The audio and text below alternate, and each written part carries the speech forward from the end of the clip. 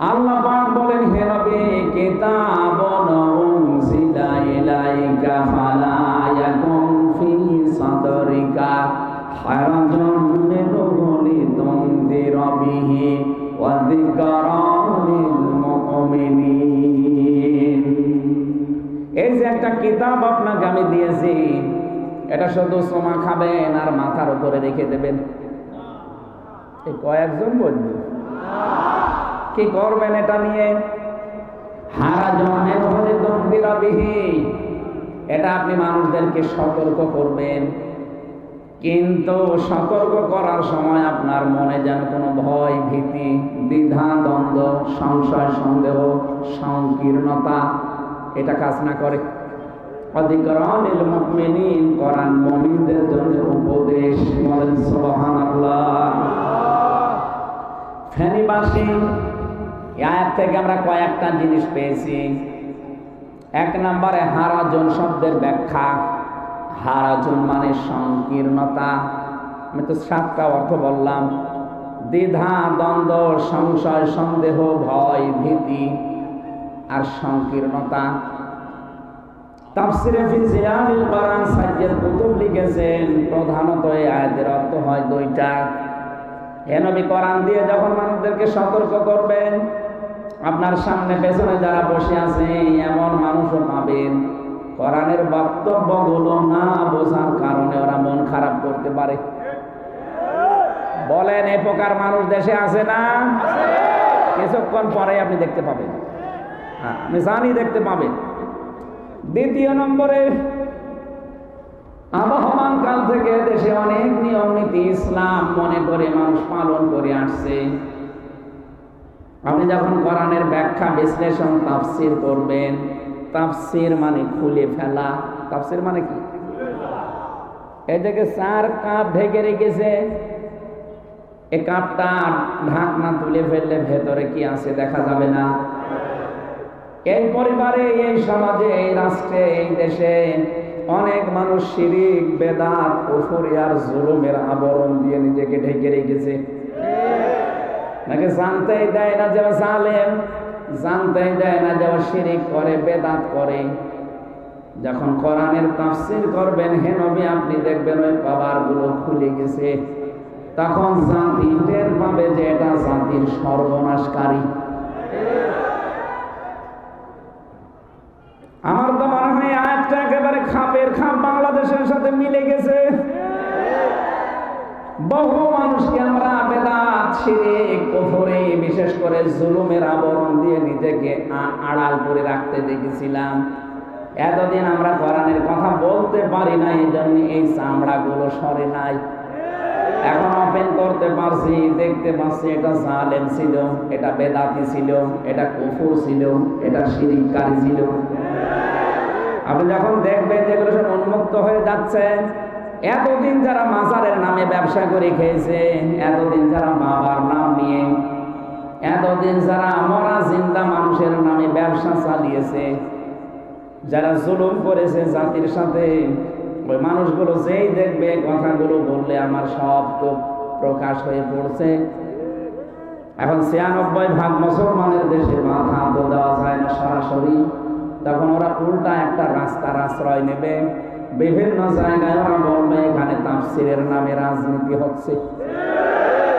এটাই ১৫.৫ বছরে বলেছে, এখন কেউ বলছে না।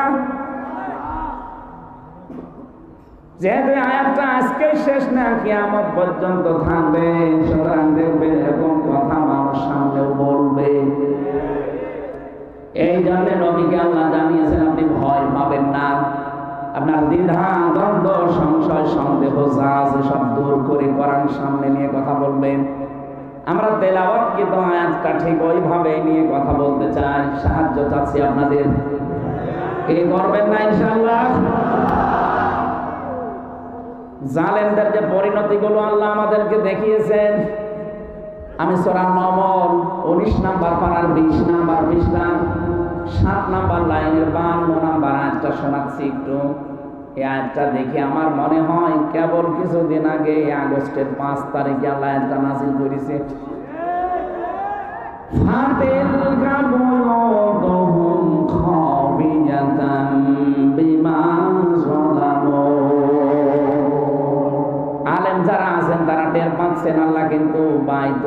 বুয়ুত দিয়েছেন। আল্লাহ বলেন ফাতিলকা বুয়ুতুহুম, এই সেই ঘরগুলো। এদিকে তাকান, আল্লাহ বলেন এই সেই ঘরগুলো।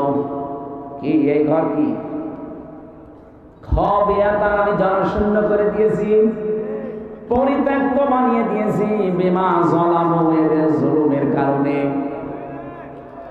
আজকে কত বাস্তব বাংলাদেশের জন্য। আগস্টের 5 তারিখের বিকালের দিকে তাকান, আমার কুষ্টিয়ার হানিফের বাড়ি এখন শ্মশান হয়ে গেছে, অথচ কি দাপট ছিল বাড়িটার। 5 তারিখের সকাল পর্যন্ত ওখানে জুলুমের দুর্বিসন্ধি হচ্ছিল যে অমককে গুলি কর, কিন্তু বিকাল 5টা বাজতে বাজতে বাড়িটার পায়খানার প্যানও নেই, খুলে নিয়ে চলে গেছে। আল্লাহ বলেন খাবিয়াতান, আমি জনশূন্য করে দিয়েছি। এটা পরিত্যক্ত, এখন জন টয়লেট হয়ে গেছে। এমনি এগুলো করি নাই, বিমা যালামু, এদের জুলুমের কারণে। আপনি সারা বাংলাদেশের দিকে জালেমদের বাড়ি ঘরের দিকে তাকান। এই যে আমি এখন আসলাম নোয়াখালী থেকে, কাওয়া কাকুর বাড়ি, ও বাড়ি আর বাড়ি নেই, ইটও খুলে নিয়ে চলে গেছে।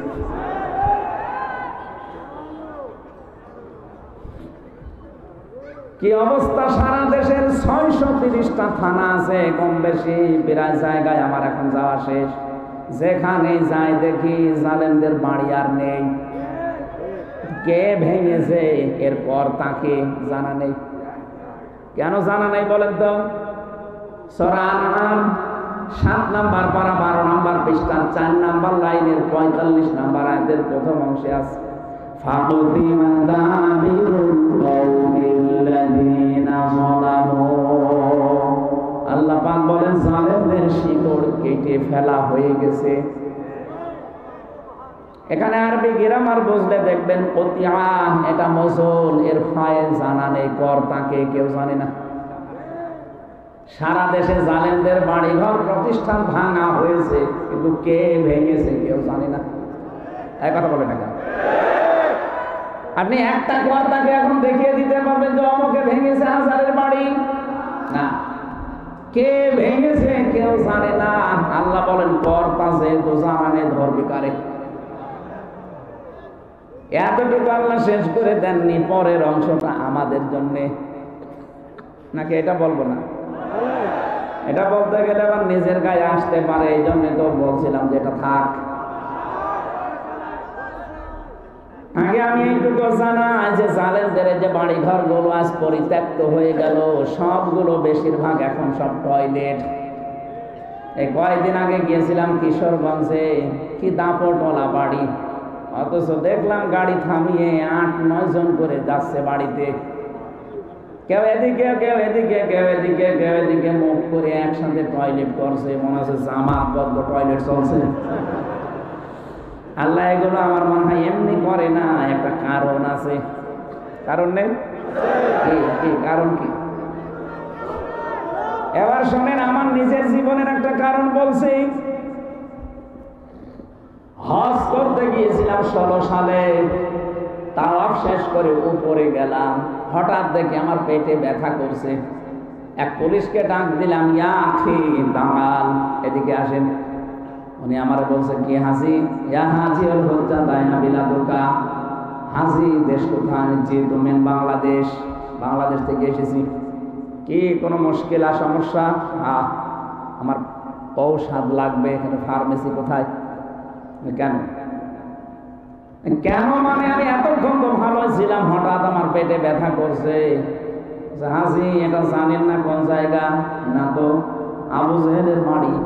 আপনি এখনো পায়খানা না করে দাঁড়িয়ে আছেন, তাড়াতাড়ি করেন। পায়খানা করে দেখে আমার পেটের ব্যথা ভালো হয়ে গেছে। না, আল্লাহ যেন আমার হাতে ধরে জেনেতে যাচ্ছে, ওই হামজা এত দূর থেকে আসলে, এত টাকা খরচ করে আসলে, আর শয়তানের বাড়ি পায়খানা না করে চলে যাবা, তাড়াতাড়ি করো। আমার তো মনে হচ্ছে আগস্টের 5 তারিখের পর থেকে জালেমদের বাড়ি ঘরগুলো আজ পরিত্যক্ত, জন টয়লেট। এই কারণে অনেকের পেটে মনে হয় ব্যথা করছে। এবার পরের অংশটা যেহেতু আমাদের জন্য, শোনেন, ইন্না ফি যালিকা লাআয়াতাল লিকাওমিন ইয়ালামুন। এখানে দুইটা তাকিদ আছে, ইন্না আছে আর লামে তাকিদ আছে। আল্লাহ বলেন অবশ্যই এর ভেতরে শিক্ষা আছে তাদের জন্য যে মানুষগুলো জ্ঞানী।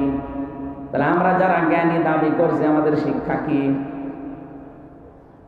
এত বড় শিকড় যদি আল্লাহ কেটে দিতে পারে, 15.5 বছরে কোথায় পৌঁছিয়েছিল তারা? এদেশের দারওয়ান থেকে শুরু করে সংসদ পর্যন্ত সব জায়গায় জালেমদের একেবারে লোক ঠিক করা ছিল। কথা বলুন না কেন? আমার ধরে নিয়ে গেল যে মামলার আয়ু ওসি, মামলার আয়ু ওদের, রিমান্ডে নেবে ওরা নিজেরা, ম্যাজিস্ট্রেট ওদের, যে আদালতে করবে আদালত ওদের, যা করবে সব ওরা। আর আমার পক্ষে একটা উকিল দাঁড়াবে শুধু পুতুলের মতো, ওর কথা শুনলেও চলে, না শুনলেও চলে। আপনি বলেন তো কোথায় পৌঁছিয়েছে? ইউনিয়নের দারওয়ান থেকে সংসদ পর্যন্ত প্রত্যেকটি জায়গায় জালেমদের সব লোক ঠিক করা ছিল। অথচ আল্লাহ বলেন সব শিকড় কেটে ফেলা হয়ে গেছে। কিন্তু অভ্যস্ত আছে, জালেম চলে যাওয়ার পরে তার কিছু প্রেতাত্মা আছে, এখনো তারা মাঝে মাঝে উকি ঝুঁকি দেয়, কোন জালেম যেন বের হতে না পারে। এদেশে কোনো গণহত্যাকারীর জায়গা হবে না। কথা বলে, যেখানে গেছেন ওখানে থাকেন। আর যদি এদেশে আসেন, পৃথিবীর ইতিহাস সৃষ্টি হবে বাংলাদেশে, কারণ আজ পর্যন্ত কোনো মহিলার ফাঁসি হয়নি। গণহত্যার দায় আমার মনে হয় আপনারটা দিয়ে শুরু হবে। আপনার পাশের জেলা চট্টগ্রামের সালাউদ্দিন কাদের চৌধুরী, উনি বলেছিল না যে অপরাধ ট্রাইব্যুনাল যেন শেষ না করা হয়, এটা যেন অন্তত টিকিয়ে রাখা হয়। আর এই যে যেখানে ফাঁসি দেওয়া হচ্ছে, এই ফাঁসি কাস্টটা যেন ঠিক থাকে। ওখানে লেখা দেখতাম, ওর সামনে দিয়ে মাঝে মাঝে নিয়ে যেত, ফাঁসির মঞ্চ লেখা আছে। উনি বলেছিল যে এই জায়গায় একটা ইতিহাস সৃষ্টি হবে। আমার মনে হয় সেই ইতিহাস সামনে আসতেছে। বাংলাদেশ তৈরি হওয়ার পর থেকে আজও কোনো মহিলার ফাঁসি হয়নি। গণহত্যার দায় ওনার হতে পারে। 175টার উপরে তার নামে মামলা। 2732 জন মানুষ মেরেছেন আপনি। কত? তাও সরকারি জরিপেটা। আর গোপনে গোপনে কত মানুষ গেছে আল্লাহ জানে। একজন মানুষ মার্ডার করলেই তো তারে মার্ডার করা ফরজ হয়ে যায়। 2732 বার আপনাকে ফাঁসি দেওয়া যাবে, আপনি যা করেছেন। শুধু 24 সালেরটা বললাম, আর 6 সাল থেকে আরম্ভ করে জসিম ভাইকে আপনার ইশারায় লগি বইটা দিয়ে পিটিয়ে মারার পরে ড্যান্স দিয়েছে। পৃথিবীর পুরা ইতিহাস আপনি পাল্টিয়ে ফেলেছেন। কোন কুকুরকে আমি দেখিনি কুকুর মরে যাওয়ার পরে লাশের উপরে ড্যান্স দেয়, না আমি পাইনি। 2006 সালের 28 অক্টোবর এই ঘটনা। মাত্র 2 মাস 2-3 দিন পর 7 সাল শুরু হয়ে গেল। একটা মাহফিল ছিল আমার সিরাজগঞ্জ, ওখান থেকে কুষ্টিয়া মাত্র 150 কিলো। বাসে আসতাম, তখন বাসের পেছনে বসে আছি, হঠাৎ দেখলাম ড্রাইভার সাহেব গাড়িটা চালিয়ে দিল একটু বাম দিয়ে। কি করলেন আপনি এমন করলেন? এখন তো অ্যাক্সিডেন্ট হয়ে যেত। ড্রাইভার আমার বছর বছর দেখেন না, একটা মরা কুকুর পড়ে আছে, ডবল করে চাকা চালাবো, আমার বিবেক নেই। আমি বললাম তো মরা কুকুর, ওরা ডবল করে আর 3 ডবল করে মারা না মারা তো সমান। আমরা বলছো হুজুর আপনি কি আসলে হুজুর নাকি রে? ভয় ভয় ধরেছেন কিসের হুজুর? আপনি দেখেন একটা মরা কুকুর পড়ে আছে, আমি ডবল করে মারবো, আমার বিবেক কি মরে গেছে? এই কথাটা শোনার জন্য আমি ছিলাম। একটা নিকৃষ্ট জীব পৃথিবীর, মরা কুকুর মরে পড়ে আছে, আপনি ডবল করে চাকা দিতে পারলেন না। আপনার নাম কি? সুব্রত। সুব্রত নাম শুনে বুঝলাম আর ইমান নেই, কিন্তু বিবেক আছে। এই কথা বললেন, ওর ইমান নেই কিন্তু বিবেক আছে। মরা জিনিস যত নিকৃষ্ট হোক আমি ডবল করে আর মারতে পারি না। আর আপনি কোন মানুষ বলেন যে জসিম ভাইয়ের মতো, সাব্বির ভাইয়ের মতো মরে গেছে মানুষটা, লাশের উপরে ড্যান্স দিলেন, আপনাকে মানুষ বলে? সে বাংলায় বলতে নেই, মানুষ বলে আপনাকে কে বলেন তো?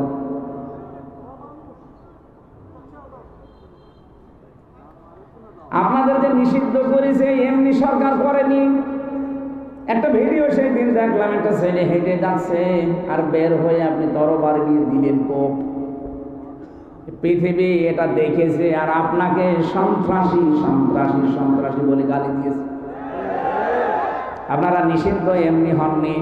আমার সাথে এই যে বিশ্বজিৎ হত্যার মামলার প্রধান আসামিটা আমার সাথে ছিল ছেলে শাওন, ওই লোকটা মাঝে মাঝে আফসোস করতো এসে যে হামজা ভাই জীবনে আসলে ভুল করে ফেলেছি, ওই নেতাদের কথা শুনে কি করলাম। ওই ছেলেটা বারবার আমারে বলছিল যে ভাই কিসের জামাত ইসলাম, কিসের শিবির, আমি তো মুসলমানই না। আপনার যদি বিশ্বাস না হয় আমার জিনিসপত্র দেখেন, তারপরও আমরা মানি নাই। কবের পরে কব দিয়েছি তরবারি দিয়ে। আজকে আমার মা বাবা আমার পরিচয় দেয় না, আজ 30 বছর আমার জেল। আমার বাড়ি থেকেও টাকা পয়সা তো পাঠায় না, কারণ পরিচয় দিতে চায় না তারা। আমার দলীয় লোকজনের কোনো পরিচয় আমি আর পাই না।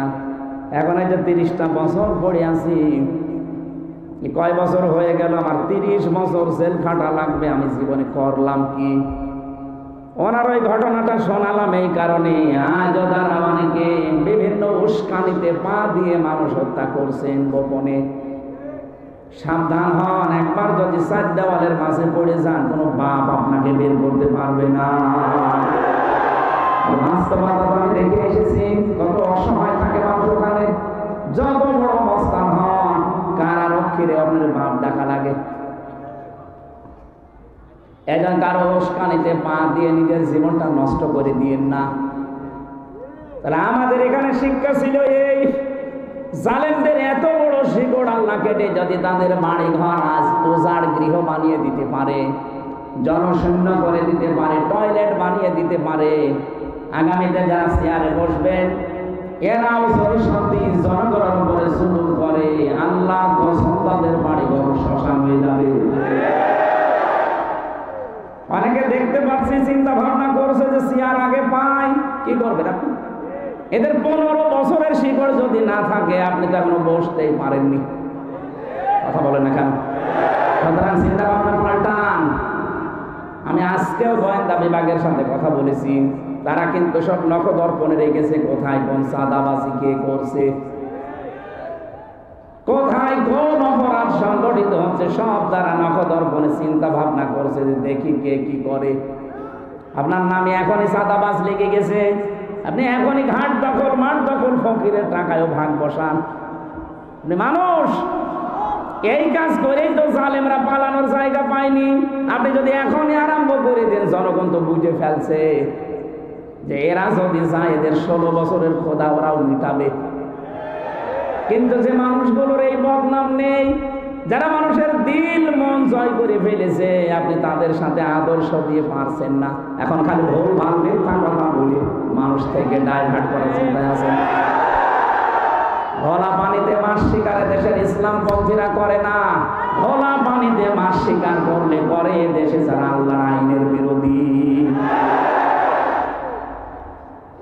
চেতনার নাম নিয়ে 15.5 বছরের সত্যি যা করা হয়েছে, শুধু চেতনা চেতনা আর চেতনা নিয়ে। কি করেছেন চেতনা নিয়ে? দেশটাকে তো জাহান্নাম বানিয়ে ফেলেছেন। আপনাদের নিজেদের প্রধান বিচারপতি, হাইকোর্টের প্রধান হাইকোর্টের যে বিচারপতি ছিল, আমি জেলে থাকতে শুনেছি পেপারে, সে নিজে বলেছে দেশটা তো জাহান্নাম বানিয়ে ফেলেছেন। এই বলে নাই?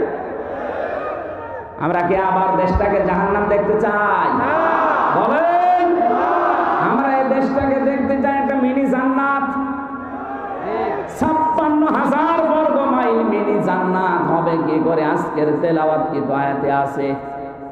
চলে যাবেন নাকি? এটা শেষ করে যাবেন না ইনশাআল্লাহ? যে আল্লাহ আমাদেরকে কোরআনে কারীম, আজকের 500 জিনিস আছে, এই 500টা জিনিস আছে এ পুরা কোরআন শরীফ, শরীয়তের বিধান। আমি একটা মাত্র পড়েছি, এই একটা ব্যাখ্যা করতে যতক্ষণ লাগে, 1 ঘন্টা লাগলে 1 ঘন্টা থাকা লাগবে, আধা ঘন্টা লাগলে আধা ঘন্টা থাকা লাগবে। থাকবেন নাকি বলেন? লিল্লাহি তাকবীর, আলহামদুলিল্লাহ। এবার জবান করে কোরআনের আয়াত পড়ে নিচ্ছি। সূরা নিসা 58 নম্বর আয়াত। আমার বিষয় আজকে আমানত। কি বললাম? এই বিষয়টা যতদিন পর্যন্ত এই দেশের মানুষ না বুঝবে ততদিন কোরআন এই দেশে কায়েম হবে না। গুরুত্বপূর্ণ একটা বিষয়, আমি সাবজেক্ট আকারে কথা বলবো ইনশাআল্লাহ। আউযু বিল্লাহি মিনাশ শাইতানির রাজীম। বিসমিল্লাহির রহমানির রহিম।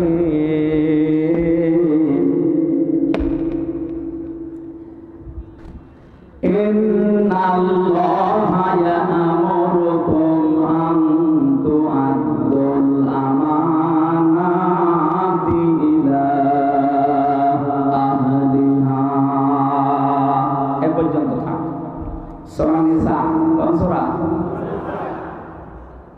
176টা আয়াত আছে, মাত্র একটা আয়াতের 4 ভাগের 1 ভাগ পড়েছি। আমার এই মেধার ভেতরে আয়াত সম্পর্কে যত কথা আল্লাহ দিয়েছেন, আমার তো মনে হয় যে আমানাতি বহু বচনে শব্দ নিয়ে ব্যাখ্যা করলে রাত শেষ হয়ে যাবে, কোরআনের এই ব্যাখ্যা শেষ হবে না। সূরা নিসার ভেতরে এমন 5টা আয়াত আল্লাহ নিজে নাযিল করেছেন। নবীজি বলেন, এই 5টা আয়াত পাওয়ার পরে আমার কাছে মনে হয়েছে তামাম দুনিয়া দিলেও আমি এত বেশি খুশি হতাম না। এই 5টা আয়াত পেয়ে খুশি হয়েছি। এর 1 নম্বরে সূরা নিসার 40 নম্বর আয়াতটা, ভালো করে শুনবেন। আমি ঐতিহাসিক প্রেক্ষাপটগুলো শেষ করে কয়েক মিনিটের পরে তাফসিরে যাচ্ছি। ইন্নাল্লাহা লা ইয়াযলিমু মিসকালা যাররা ওয়া ইন তাকু হাসানাতান ইউদাইফহা ওয়া ইউতি মিন লাদুনহু আজরান আযীমা। বলেন আল্লাহু আকবার। রব্বুল আলামিন বলেন, অবশ্যই আমি আল্লাহ এই পৃথিবীতে কারো উপরে যারা পরিমাণ জুলুম করি না, কিন্তু কোন মানুষ যদি ভালো কাজ করে ওটার সওয়াব আমি আল্লাহ ডবল করে দেই, আর আমার পক্ষ থেকে ওকে বিশাল পুরস্কার আমি নিজে দেই। এটা বাংলা অর্থ ছিল। এবার আসেন তো ব্যাখ্যা করি। যাররা বলা হয় কাকে? সকালবেলা দরজা খুলে দেবেন, ঘর ঝাড়ু দেওয়ার পরে দেখবেন দরজার সাথে সূর্যের আলোর সাথে একটা বালি কণা ঢোকে। এত সূক্ষ্ম খালি চোখে হয়তো দেখা যায় না।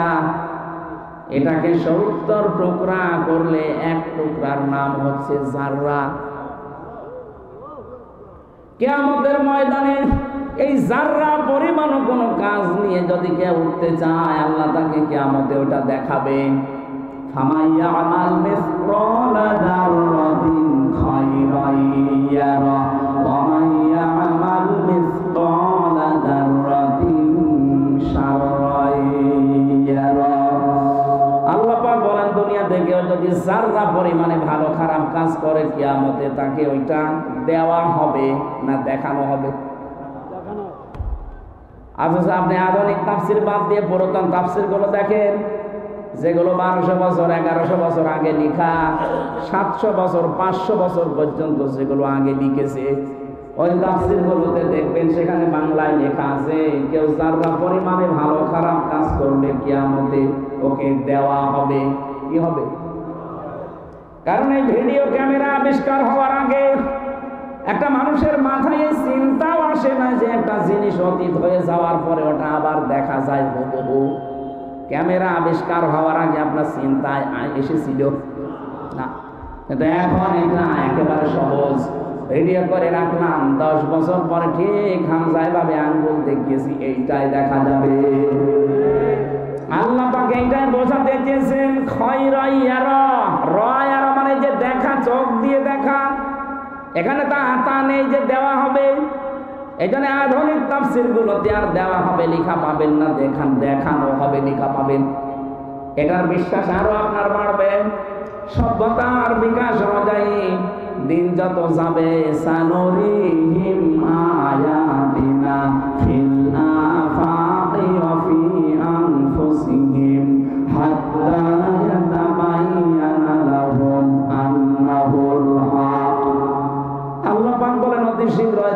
দুনিয়াতে এবং মানুষের এই বডির ভেতরে আমি আল্লাহ কিছু দেখাবো, যাতে প্রমাণ হয় যে আমি আল্লাহ যে একজন সত্য, এটা যেন প্রমাণ হয়। সুবহানাল্লাহ। তাহলে এই জাররা দিয়ে আল্লাহ কি আমাদেরকে শিক্ষা দিতে চান? দুনিয়াতে আপনি কার ক্ষতি করার জন্য কোন জায়গায় বসে বসে ষড়যন্ত্র করেছেন, কাকে মিথ্যা মামলা মিথ্যা সাক্ষী দিয়ে জীবন নষ্ট করবেন বলে দুর্বিসন্ধি করেছেন, এটা কিয়ামতের ভিডিও ক্লিপ আকারে আপনি দেখতে পাবেন।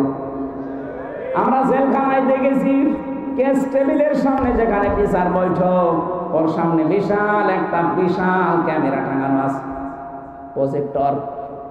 ওইটা বঙ্গবন্ধুর জীবনী দেখানো হয়, বিভিন্ন দেশের বিভিন্ন জেলার ইত্যাদি অনুষ্ঠান নেই ইত্যাদি এইটা দেখায়, মানুষ যেন উদ্বুদ্ধ হয় দেশের জন্য। এখন যেহেতু 15.5 বছরে শুধু বঙ্গবন্ধু কি করেছে, কোথায় বিড়ি খেয়েছে, এটা দেখায়। তো সামনে থেকে তো এখন অন্তত ওইগুলো দেখাবে না। মাঝে মাঝে চিন্তা করতাম, এখানে যে 10,000 মানুষ আমরা এই জেলে আছি, 10,000 মানুষের 4টা জেলে ভাগ করা, প্রত্যেকটি জায়গায় প্রজেক্টর টাঙিয়ে দেখানো হচ্ছে যে যে এই ঘটনা ঘটেছিল। কিয়ামতের ময়দানে ঠিক আমার আল্লাহ পাক এই 70-80 বছরের ভিডিও ক্লিপ এভাবে লক্ষ কোটি কোটি জনতার সামনে দেখাবে। কোথায় কোন হোটেলে রাত কাটিয়েছেন, কোন মহিলার সাথে গোপনে উল্টাপাল্টা কথা বলেছিলেন, ওগুলো সব ভিডিও দেখা যাবে। বলেন তো আপনার জীবনে আর কি কি বাকি থাকবে? এখনো পর্যন্ত আমরা যারা লাইন চালিয়ে যাচ্ছি ভাবির সাথে, প্রতিবেশীর স্ত্রীর সাথে, এমনকি বিবাহিত মেয়েদের সাথে অনেকের লাইন আছে, নাকি এই এলাকায় এসব চলে না?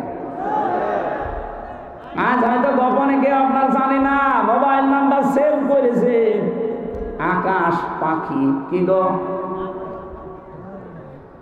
আল্লাহ জানে আর ও জানে। এরকম উল্টাপাল্টা নাম্বার যারা সেভ করে রেখেছেন এই মুহূর্তে ডিলিট করা লাগবে, বিশেষ করে বিবাহিত মেয়েদের সাথে আর বিবাহিত ছেলেদের সাথে। কারণ ওই পুরুষটা ওই মহিলাটা কোনোদিন যদি সে না ছেড়ে দেয়, জীবনে আপনি তাকে বিয়ে করতে পারবেন না, আর তাকে না পাওয়ার জন্য সারা জীবন আপনার মন খারাপ থাকবে, কষ্ট। এই জন্য বলছি, যারা বিবাহিতা মেয়েদের সাথে লাইন করেছেন এই মুহূর্তে নাম্বার ডিলিট করে দেন। কারা কারা ডিলিট করে দেবেন হাত তোলেন তো। কার সাথে লাইন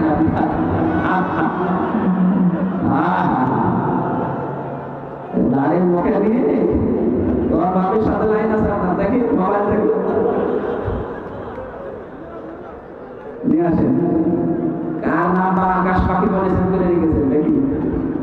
না, আমি হাসির জন্য বলি না, এটা ডিলিট করা লাগবে। কত সংসার ভেঙে যাচ্ছে এটার কারণ আপনি জানেন? এর শাস্তি কত কঠিন আল্লাহ দিয়েছেন। বিবাহিত যারা, তারা যদি এই খারাপ কাজে লিপ্ত হয় তাদেরকে পাথর মেরে মেরে ফেলা লাগবে, আর অবিবাহিত হলে তাদেরকে 80টা বেত মারা লাগবে। খালি এই আইনটা বাংলাদেশে নেই, এই জন্য অনেকেই আমরা বেঁচে যাচ্ছি। যদি আইনটা সরকারিভাবে রাষ্ট্রীয়ভাবে থাকতো, আমার মনে হয় কত আল্লাহর ওলি যে ধরা খেয়েছে তো আল্লাহ জানে। নাকি আমার এই আয়াত বলা ভুল হয়ে গেল?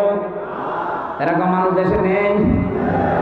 আমি আবার বলছি ভাই, আপনার হাতে পায়ে ধরে আপনি কি ধরতে বলবেন সেইটাই ধরবো, দেন। যা ধরতে বলেন আপনার তাই ধরবো। তারপরেও বলছে আপনি যে ডিলিট করেন,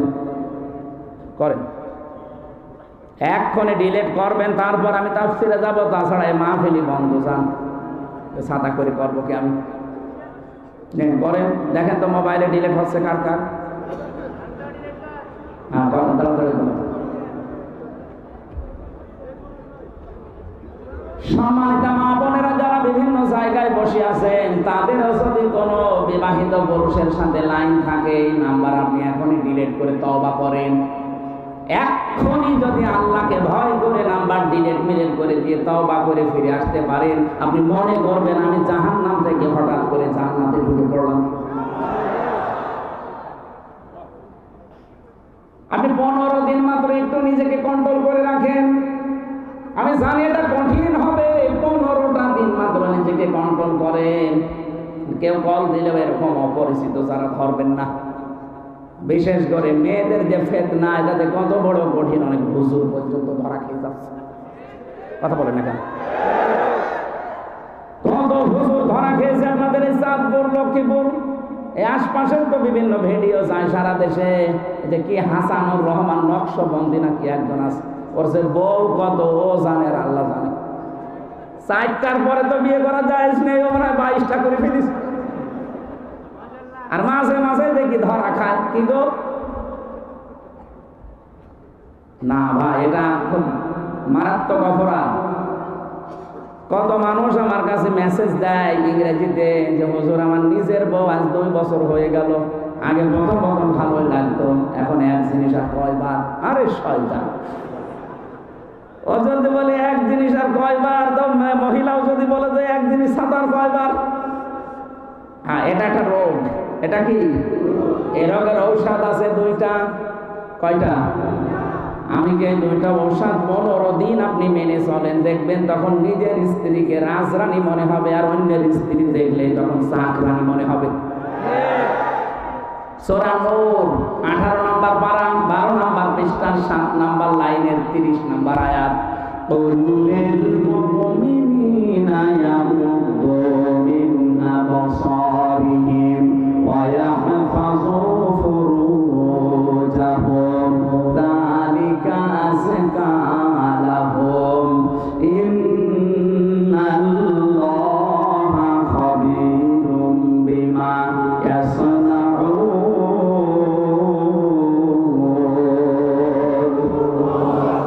আল্লাহ পাক বলেন, নবী আপনি বলুন, মুমিন পুরুষদেরকে বলুন তারা যেন পরনারী দেখলে চক্ষুকে নিম্নগামী করে। যেহেতু মেয়ে লোক ছাড়া চলা যাবে না, পথে ঘাটে বাজারে হাটে সব জায়গায় ওরা আছে। এমনিতে এত ফ্রি থাকার পরও অনেক শয়তান তাদের টাল দিচ্ছে যে ইসলাম যদি আসে তোমাদের কিন্তু ঘর বন্দি করে ফেলবে। এই জুজুর ভয় দেখাচ্ছে না? কেন এটা রেকর্ড হচ্ছে সারা বাংলাদেশের সব মেয়েদেরকে আমি আহ্বান জানাচ্ছি, আল্লাহর কসম, ইসলাম যদি আসে, আমির জামাত ডাক্তার শফিকুর রহমান ঘোষণা দিয়েছে দেশে মেয়েরা সব চাইতে বেশি নিরাপদ থাকবে। জুজুর ভয় যারা দেখাচ্ছে ওরা আপনাদের ভোগ করতে চায়, আর ইসলাম আপনাদের সম্মান দুনিয়ায় বাড়িয়ে দিতে চায়। পৃথিবীর 2 জন মানুষ ছাড়া সবাই আমরা এসেছি মায়ের পেট থেকে। কথা বলে না কেন? হযরত আদম আর হাওয়া বাদ দিয়ে হযরত ঈসা আলাইহিস সালামও এসেছে মায়ের। কথা বলে না কেন? সুতরাং আমরা সবাই যেখান থেকে আসলাম আপনাদের সম্মান দেব না মানে কিছু কুচক্রী আছে, চরিত্রহীন আছে, এই মানুষগুলো আপনাদের ভোগ করার জন্য লাইন বের করেছে। আপনারা ইসলামটা আনতে দেন, দেখেন কি শান্তি পান। সারা বিশ্বের বহু দেশ আমি এই ছোট বয়সে ঘুরে ঘুরে দেখেছি, হিন্দুরা পর্যন্ত এখন বাংলাদেশে এই আওয়াজ তুলছে যে ইসলাম যদি দেশে আসে আমরা আরো নিরাপত্তা পাবো।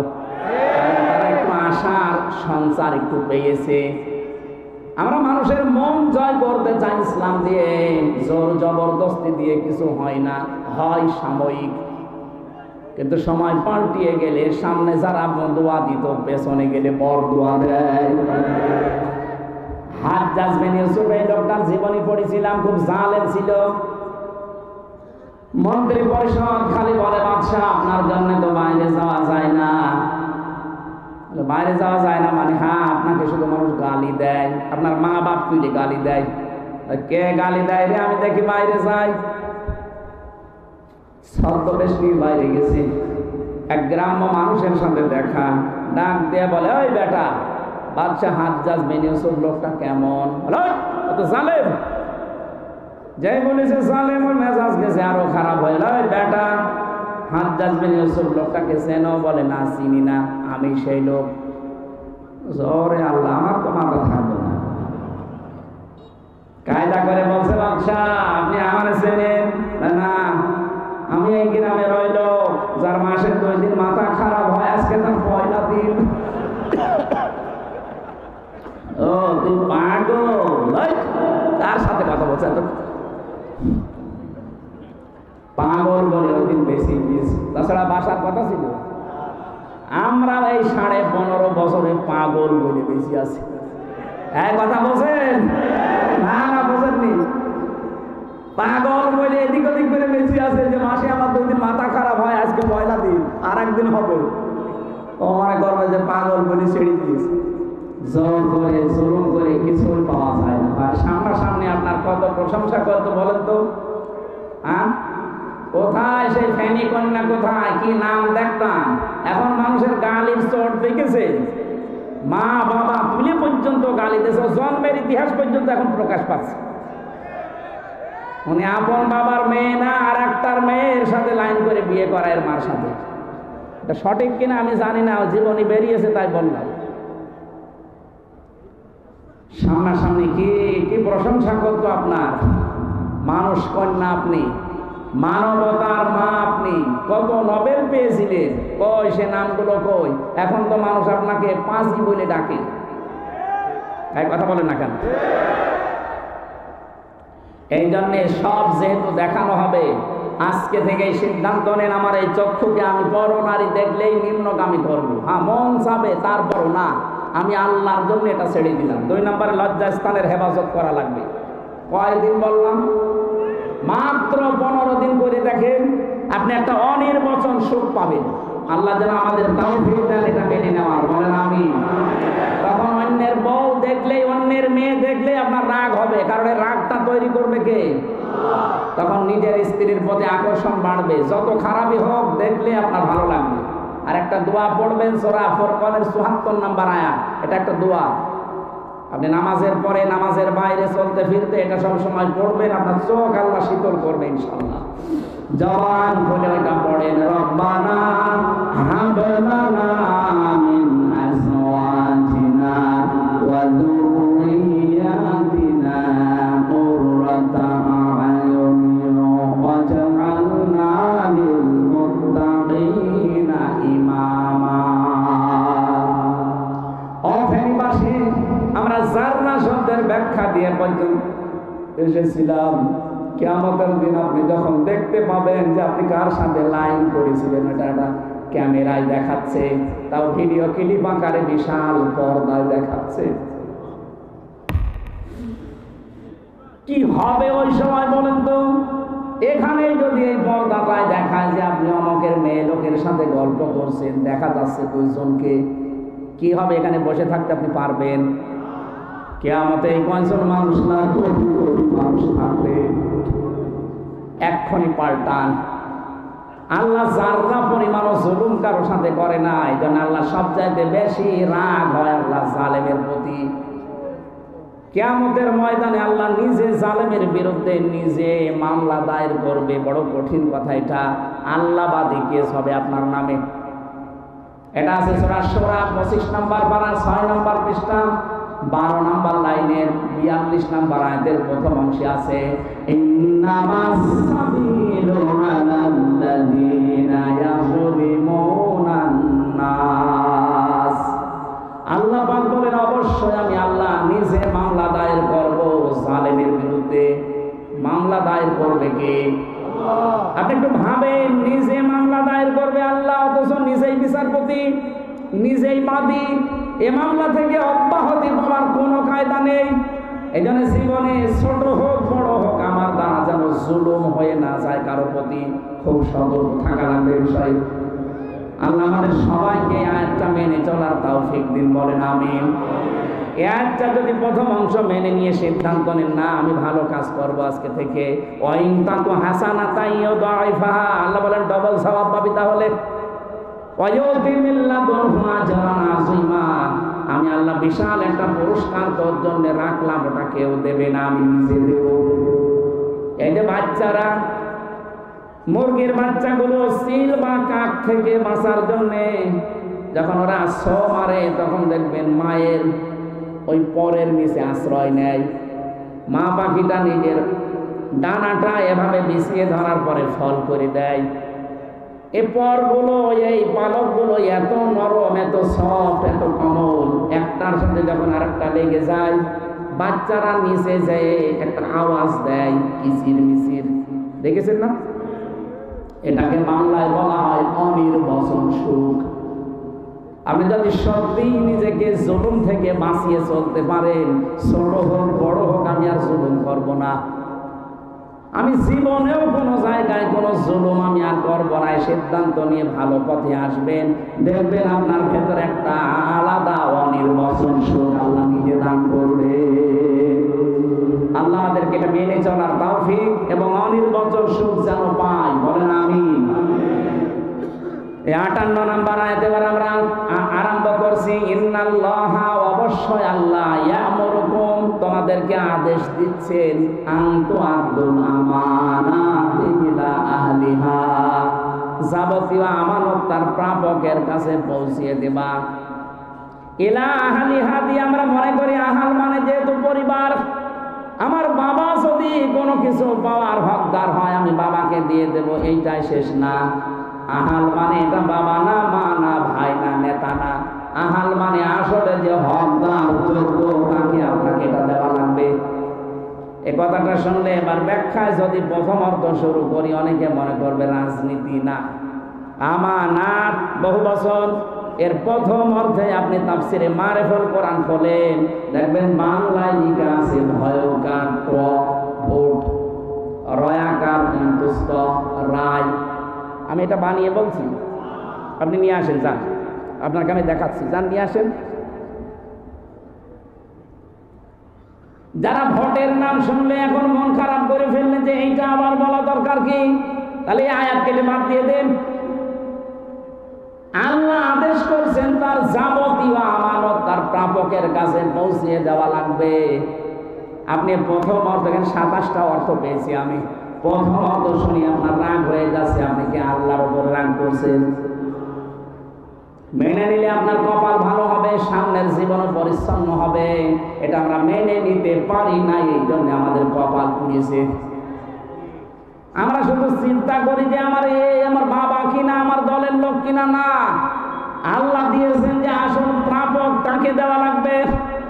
নবীজি যেই দিন মক্কা বিজয় করে উটের উপরে তিনি কাবা ঘর 7 চক্কর দিলেন তাওয়াফ, এবং নিজের ছড়ি দিয়ে লাঠি দিয়ে হাজরা আসওয়াদ পাথরকে তিনি স্পর্শ করলেন, চাবিটা ডাক দিলেন ওসমান ইবনে তালহা রাদিয়াল্লাহু তাআলা আনহুকে, বললেন এই চাবিটা তোমার কাছে রেখে দাও, কিয়ামত পর্যন্ত তোমার বংশের হাতে হাতে এই চাবিটা থাকবে। ওই দিন তিনি আয়াতটা তেলাওয়াত করে শুনিয়েছিলেন, ইন্নাল্লাহা ইয়া'মুরুকুম আন তু'আদ্দুল আমানাতি ইলা আহলিহা, অবশ্যই যাবতীয় গচ্ছিত সম্পদ তার আমানত, যেটা গচ্ছিত আমানত, এখানে গচ্ছিত শব্দের ব্যাখ্যার নিচে দেখবেন লেখা আছে ভোট। কেন? কারণ ভোটটা আমার কাছে গচ্ছিত আছে। কথা বলেন না কেন? এটা আমি এখনো দিয়ে দেইনি, সামনে যেহেতু যিনি প্রাপক 10 জন মানুষ দাঁড়িয়েছে এলাকায়, যার দ্বারা ইসলামের কাজ হবে, মানবতার কাজ হবে, মারিং কাটিং হবে না, এরকম মানুষকে আপনি এই রায়টা দেবেন, ভোটটা দেবেন। ওইরকম যদি বাংলাদেশে 151 জন তৈরি হয়ে যায়, ওরা সংসদের প্রথম অধিবেশনে নামাজের বিল আনবে। নামাজের ওয়াজ মাহফিলে করার দরকার না, রোজার ওয়াজ এখানে করার দরকার না, যাকাতের ওয়াজ এখানে না, ওখানে ওয়াজ হবে সংসদে। আল্লাযীনা ইম্মাক্কান্নাহুম ফিল আরদি আকামুস সালাত, আল্লাহ বলেন ক্ষমতা দিলে সর্বপ্রথম আমার মুমিন বান্দারা নামাজের বিল আনবে। এটা তো ওয়াজ করার বিষয় না, এটা আইনের বিষয়। এই 151 জন মিলে যদি একবারে দাঁড়িয়ে বলে আমরা নামাজের বিধান চাই, স্পিকার যদি বলে কারা কারা চান হাত তোলেন, 300-র ভেতরে 151 জন হাত তুলে রায় দিলে উনি বলবে হ্যাঁ জয়যুক্ত হয়েছে, হ্যাঁ জয়যুক্ত হয়েছে, হ্যাঁ জয়যুক্ত হয়েছে। আগামীকাল থেকে দেশে নামাজ ফরজ রাষ্ট্রীয়ভাবে, একটা মহারথীকেও নামাজ ছাড়া দেখতে পারবেন না। আপনি মনে করেন আমি ভোট দিলাম, না, এটা ভোট না, এটা একটা আমানত। আপনি একটা ভোট দিয়েছিলেন, এই কারণে 18 কোটি মানুষ এই নামাজ পড়লে যে সওয়াব পাবে, আপনি একটা ভোটেই সেই সওয়াব পাবেন। তো নামাজের কথা কোন কারণে আপনাকে ওয়াজ করে শোনাবো আমি? এটা তো ব্যাপারী রাষ্ট্রের। নামাজের দাওয়াত দাও, যাকাতের দাওয়াত দাও। কোথায় পেয়েছেন আপনি কোরআন হাদিসে? আমরা দেখান তো যে নামাজের আর যাকাতের দাওয়াত দেওয়া লাগে। আল্লাহ বলেন এটা আইন পাশ করার বিষয়। সূরা হজ 41 নম্বর আয়াত। কোরআনের এই সহজ কথাগুলো আমরা বুঝতে চাই না। অনেকে বিভিন্ন ধান্দায় থাকে। আরে ভাই, ধান্দাবাজি বাদ দেন। একেবারে কাটসাট কথা বলছে। নামাজের ওয়াজ, যাকাতের ওয়াজ করা লাগে না, এটা বিধান কায়েম করা লাগে। এ বিধান যদি সত্যি আজ 54 বছর আগে কায়েম হয়েছে, তো আল্লাহর কসম এই দেশে যাকাত নেওয়ার জন্য যে হুড়াহুড়ি করে এগুলো লাগতো না। সবাই যে রাষ্ট্রে জমা দিত। আর যাকাত ভিত্তিক অর্থনীতি কায়েম হয়ে গেলে তো আমাদের অভাব এমনি দূর হয়ে যেত। যাকাত ভিত্তিক অর্থনীতি যে ইবাদত অনেকে জানেই না। এখানে বহু মানুষ আছে জানেই না মোশারাকা কি, মোদারাবা কি, মোরাবাহা কি, বায়ে সালাম কি, বায়ে ইস্তেসনা কি, বায়ে মুআজ্জাল কি, বায়ে ওয়াহিদা। 28টা নিয়ম আছে। ব্যবসা করছেন, একটা নিয়মও জানেন না। কখন যে সুদ ঢুকে পড়েছে আপনি নিজেও জানেন না। এলাকায় আছে কিনা জানি না, যে টাকা ছেড়ে রাখে টাকা আসে। 1000 টাকা দিলে মাসে মাসে আরো 100 টাকা বেশি দেয়। ইন্টারেস্ট বলে না যাই বলে, এটা কিন্তু সুদ। মায়ের সাথে জেনা করার গুনাহ হচ্ছে। যারা যারা এগুলো ছেড়ে রেখেছেন, টাকা ছাড়েন টাকা আসে, এই সুদ এক্ষুনি ছেড়ে দেওয়া লাগবে। যতদিন ইসলামী রাষ্ট্র দেশে কায়েম না হয়, যাকাত ভিত্তিক অর্থনীতি, ততদিন এইটা যারা করছেন নিজের উদ্যোগে ছেড়ে দেবেন। নিজের আসল টাকা বাদ দিয়ে বাকি লাভ খাওয়া আজকেই বন্ধ। আপনি যদি আমল করতে না পারেন, তো বেকার এগুলো সাজিয়েছেন কোন কারণে? এত তো লোক দেখানো হয়ে যাবে। কুষ্টিয়ায় আসরের নামাজ পড়ে বের হলাম NS রোডে। আমার আগে সুন্দর কবি মাথায় দিয়ে দেখি দোকানে দোকানে দাঁড়িয়ে আছে। কি দাদা, যে দোকানে যায় খালি সেই দোকানে আসেন। বলে আরে বেটা, তুই বারবার আমার সামনে কেন? আমি এসেছি আমার লাভের জন্য। লাভের মানে ওই টাকা ছেড়ে রেখেছে 1 মাস আগে। এখন প্রতি মাসে মাসে 1000 টাকা দিলে 200 টাকা করে বেশি দেয়। ওই টাকা তুলতেছে, নামাজ পড়ে আসলো। জিজ্ঞাসা করলাম এই কাজ করেন আপনি, নামাজ পড়েন তো সুদ হয় কবিরা গোনা, মায়ের সাথে জেনা করার মতো। বলছে মাসলা শোনাবেন না? মাসলা আমি জানি। টাকা যখন ছেড়েছি আমার নামে ছাড়ি না, আমার বোন নামে ছাড়িছি। গোনা যদি হয় বোর হবে, আমার কোনো অসুবিধা নেই।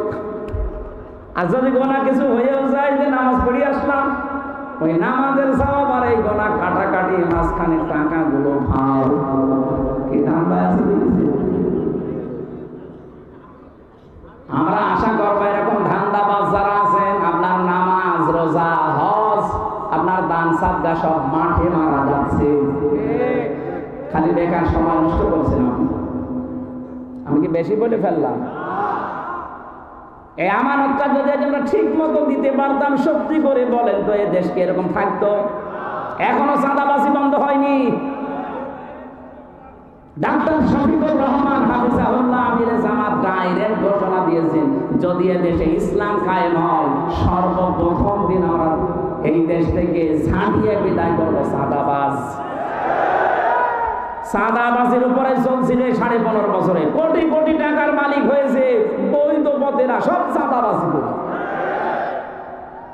এর বিভিন্ন ক্যাটাগরি আছে, বিভিন্ন ধরন আছে। সত্যি যদি ইসলাম এসে যায় আর চাঁদাবাজি বন্ধ হয়ে যায়, আপনি বাংলাদেশে মনে করবেন আমি জান্নাতের ভেতরে আছি। একটা মিনি জান্নাত হয়ে যাবে দেশটা। আমি তো ইসলাম 100% চলছে এরকম দেশ আমি খালি আফগানিস্তানে পেয়েছি হালকা, তাও 100% এখনো শেষ করতে পারিনি। তারা চেষ্টা চালাচ্ছে। আর বাকি বিশ্বের কোনো জায়গায় 100% ইসলাম কায়েম নেই। কোনো জায়গায় 80%, 70%, 50%, 30%, 20%। বাংলাদেশে মনে হয় 2% আছে। এটা যখন 100% কায়েম হয়ে যাবে, কোরআনের পাখি দেলাওয়ার হোসাইন সাইদি রহমতুল্লাহ আলাইহ উনি স্বপ্ন দেখেছিলেন যে কয়টা, সবগুলো আল্লাহ বাস্তবে রূপ দিয়েছে। উনি স্বপ্ন দেখেছিলেন এদেশে জালেমরা গর্থ পাবে না, তাই পাচ্ছে না। স্বপ্ন দেখেছিলেন এখান থেকে শুধু নাড়া দেব, পড়বে একেবারে দিল্লি, তাই পড়েছে। স্বপ্ন দেখেছিলেন জালেমদের নাকের ডগার উপরে কালেমার পতাকা বত্তর করে উঠবে, তাই সামনে হবে। আপনি বলেছিলেন এই দেশে 100% ইসলাম কায়েম শুরু হবে বাংলাদেশ দিয়ে, আমার মনে হয় তাই হবে। কারণ আগস্টের 5 তারিখের আগে আমরা জানতাম 100 জনের মাত্র 15 জন চাইতো এ দেশে কোরআনের আইন জারি হোক, মাত্র 15 জন। আর এই 4 মাসের ভেতরে মানুষের ব্যবধান, আন্তর্জাতিক রিপোর্টগুলো দেখেন, ভয়েস অব আমেরিকা, মাইক্রোসফট, এগুলো তো সব খ্রিস্টান আর ইহুদিরা চালায়। ওরা রিপোর্ট দিচ্ছে বাংলাদেশে 100 জনের 58 জন মানুষ এখন চাচ্ছে এ দেশে কোরআন কায়েম হোক। আমরা তো এই স্বপ্ন বাস্তবের রূপ দেখতে পাচ্ছি। আর যদি সত্যি আমরা দেখতে পাই, জীবনের আমার এটাই আশা, কিচ্ছু চাই না। জেল খেটেছি, যা খেটেছি, দরকার আরো 50 বছর খাটবো, কিন্তু এই দেশে কোরআন দিয়ে 56,000 বর্গ মাইল চলছে, এটা যেন দেখে করতে পারি।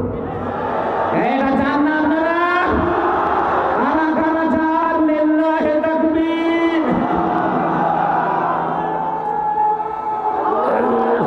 আগে মাইকিং করে আমানতদার মানুষ পাওয়া যাবে না, আমার মনে হয় সে সময় প্রায় এসে গেছে।